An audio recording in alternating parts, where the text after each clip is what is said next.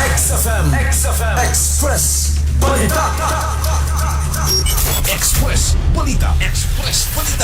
Gila yung gipusasan ang duha ka drug suspect sa gipahayong bypass operation sa MDEO Kalilangan alas 11:41 sa gabi, Mayo 19 sa may Purok 1 Central Poblasyon, Kalilangan, Bukidnon. Naila ang mga suspetsado nga sila si alias Damboy, 44 anyos og alias Leo, 34 anyos, parehong newly identified drug personality. Atol sa operasyon nakuha ang 5 kapakiti sa tuohang Cebu, 500 bypass bill, pitaka, motor og sidecar. Ang kinatibukang gibugaton sa nasakmit nga illegal nga droga motimbang sa 9.46 gramos nga adunay standard drug price nga 64,328 pesos. Ang mga dinakpan gikustodiya na sa Kalilangan Municipal Police Station og pasakan sa kasong kalapasan sa Republic Act 9165 kon pagpamaligya sa ginadaling droga dito sa korte. Mga katroparon makalikay ta sa sakit nga dala sa pangit nga panahon, tumar perme sa mga food supplements nga gama sa Yesto Health Incorporated, labi na ang Premium D3 Subgel Capsule. Alang sa nakiusang Pilipino para sa Pilipinas, ako sa katropang Michael Carato Ricabo, XFM News.